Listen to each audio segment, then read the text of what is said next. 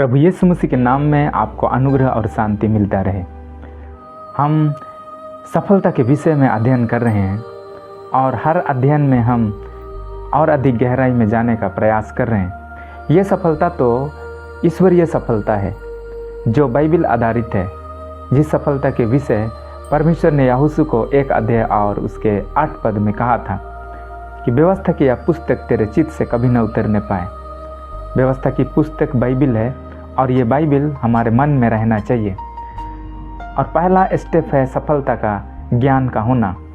जब हम बाइबल की बातों को जानते हैं, बाइबल की बातों को जब हम समझते हैं, अपने मन में इसे रखते हैं, तो उसी से हमारी सफलता की शुरुआत होती है। कई बार हम बहुत सारी चीज़ों को नहीं जानते हैं। हम अपने परिवेश के आधार पर, हम अपने पूर्व ज्ञान के आधार पर, अपने माता पिता से जो चलता आ रहा है, उन्हीं चीज़ों को अपने मन में हमने एडॉप्ट करके रखा है। हमारे आसपास में जो चीज़ें हो रही हैं वही चीज़ें हमारे मन विचारों में होती हैं। लेकिन परमेश्वर ने हमारे लिए बाइबल को दिया है जो परमेश्वर का सोच है, परमेश्वर का आइडिया है। और हम जानते हैं परमेश्वर का आइडिया, परमेश्वर का सोच कभी फेल नहीं हो सकता है। ये बाइबल पवित्र आत्मा की प्रेरणा से लिखी गई है और इसलिए हमें इस बाइबल को पढ़ना चाहिए। जब हम इस पुस्तक को पढ़ते हैं तो सफलता को पढ़ते हैं, सफलता को हम गले लगाते हैं। जब इस पुस्तक के पास आते हैं, जब हम इस पुस्तक को पढ़ते हैं, तो सबसे इम्पोर्टेंट चीज़ जो ये पुस्तक हमें बताता है, परमेश्वर के बारे सही ज्ञान। हमने पिछले अध्ययनों से देखा है कि हमारा परमेश्वर स्वर्गीय पिता है।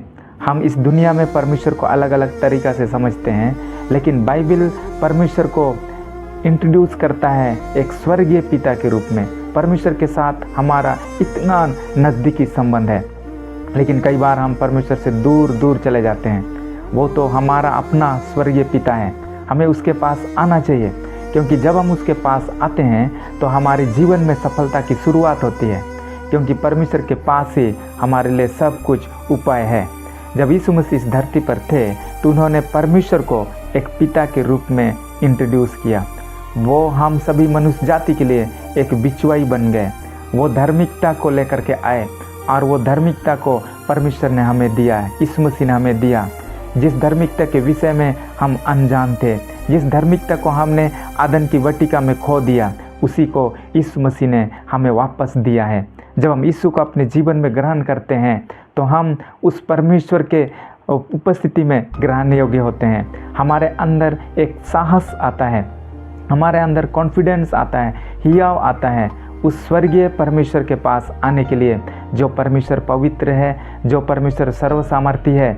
पुराने नियम में लोग परमेश्वर को दर्शन करने से डरते थे। वे सोचते थे कि यदि परमेश्वर का दर्शन मैं कर लूँगा तो मेरी मृत्यु हो जाएगी, यदि मैं परमेश्वर से बात कर लूँगा तो मेरी मृत्यु हो जाएगी, क्योंकि मैं तो अधर्म में हूँ, मैं तो पाप में पड़ा हुआ हूँ और वो परमेश्वर का लेवल कितना ऊंचा है और उस परमेश्वर के पास मैं कैसे आ सकता हूँ। लेकिन नए नियम में जब यीशु मसीह इस धरती पर आए तो उसने इस चीज़ को पॉसिबल बना दिया। अब कोई भी कभी भी परमेश्वर के पास आ सकता है, क्योंकि उसने आपके लिए और मेरे लिए अपना कीमती लहू को बहाया। पुराने नियम में बकरा का लहू हर समय लेकर के जाना पड़ता था, और लेकिन वो बकरे का लहू हमारे पापों को मिटा नहीं सकता है, वो तो सिर्फ उसे ढक सकता है, वो वहाँ बना रहता है। लेकिन इस नए नियम की कलीसिया में हम सब जब जीवित हैं, हम सब जी रहे हैं, तो यीशु मसीह का लहू हमारे सारे अधर्मों को वो क्षमा करता है, हमें वो धार्मिकता देता है जो हमें परमेश्वर के पास आने के लिए ताकत हियाव देता है। क्योंकि ऐसा मनुष्य के जीवन में कोई भी पाप नहीं है जिसको परमेश्वर का पवित्र लहू धो नहीं सके। यीशु मसीह महायाजक है, उसने हम सबों के लिए एक बार बलिदान दे दिया। इससे पहले हर बार लोगों को बलिदान देना पड़ता था, लेकिन हमारा यीशु मसीह इस धरती पर आकर के उसने सारे बलिदानों के बदले में उसने अपना जीवन को बलिदान करके हमारे जीवन को उसने मोल लिया और हमें उसने खरीद लिया, और आज हम उसके संतान बन गए हैं। क्योंकि लिखा है जितने यीशु को ग्रहण करते हैं उन्होंने उसे परमेश्वर का संतान होने का अधिकार दिया है।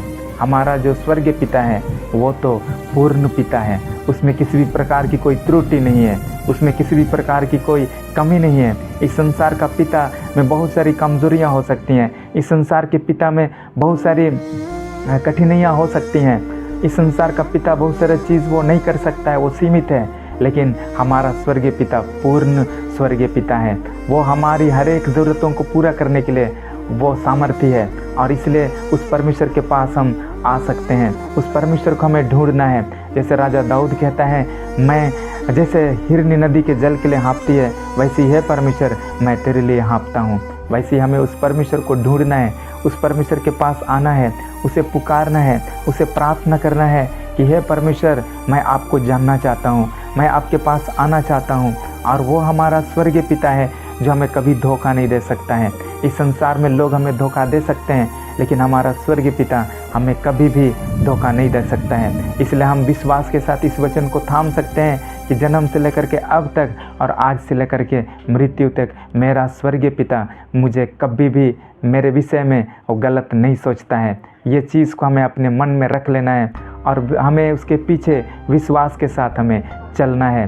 वो परमेश्वर हमारी हर एक ज़रूरतों को पूरी करने के लिए तैयार है, क्योंकि यीशु ने कहा कि इस संसार का पिता से जब हम लोग मांगते हैं मछली तो वो हमें सांप नहीं देखता है, वैसे ही अगर हम उस स्वर्गीय पिता को मांगेंगे तो वो परमेश्वर क्यों हमें अच्छी वस्तुएं नहीं देगा। और दूसरा पत्रस उसका 1 अध्याय और उसका 2 पद और 3 पद में लिखा है, परमेश्वर की और हमारे प्रभु यीशु की पहचान के द्वारा अनुग्रह और शांति तुम में बहुत से बढ़ती जाए, क्योंकि उसकी ईश्वरीय सामर्थ्य ने सब कुछ जो जीवन और भक्ति से संबंध रखता है हमें उसी की पहचान के द्वारा दिया है, जिसने हमें अपनी महिमा और सद्गुण के अनुसार बताया है। प्रभु यीशु मसीह की पहचान में ही हमारे लिए सब कुछ को उसने रखा है, यहाँ परमेश्वर का वचन हमें कहता है। और इसलिए हमें यीशु को, परमेश्वर को पहचाना है एक स्वर्गीय पिता के रूप में, और तब हमारी हर एक ज़रूरतें, हर एक आवश्यकताएं वो पूरी होंगी।